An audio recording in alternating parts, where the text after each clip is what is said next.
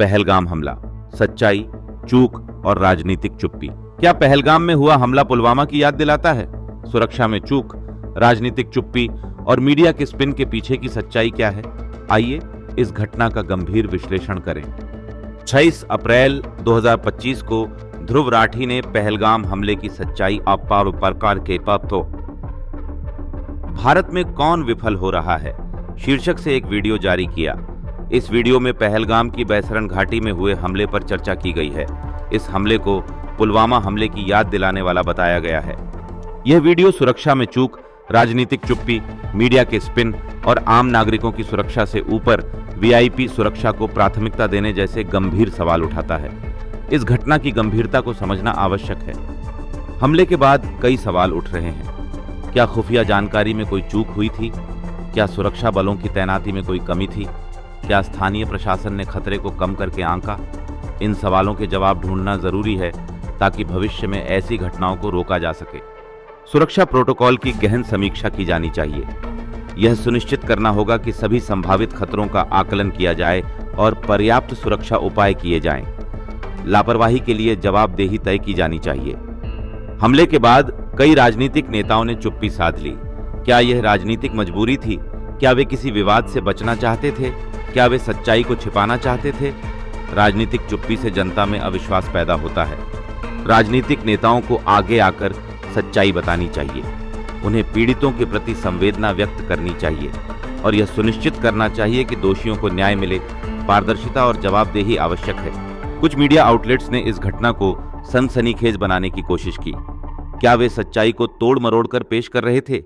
क्या वे किसी राजनीतिक एजेंडे को आगे बढ़ा रहे थे?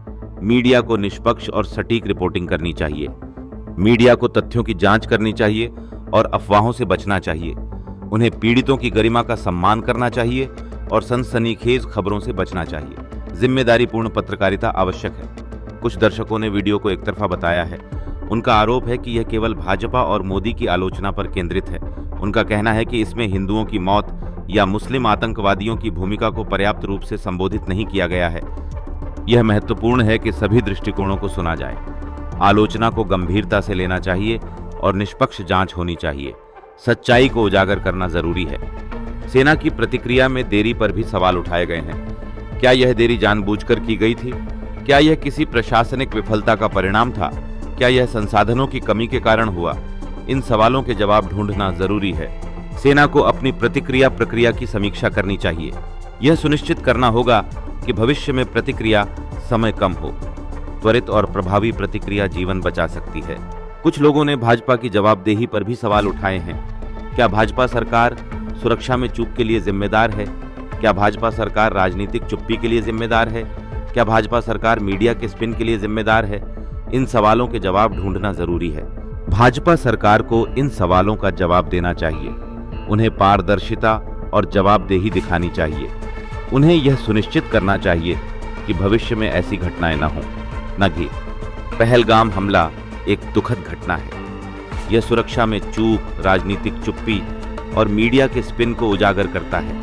हमें इस घटना से सबक सीखना चाहिए और यह सुनिश्चित करना चाहिए कि भविष्य में ऐसी घटनाएं न हों। हमें सभी दृष्टिकोणों को सुनना चाहिए और निष्पक्ष जांच होनी चाहिए। हमें पारदर्शिता और जवाबदेही की मांग करनी चाहिए।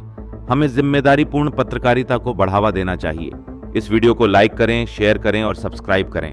अपनी राय कमेंट में बताएं।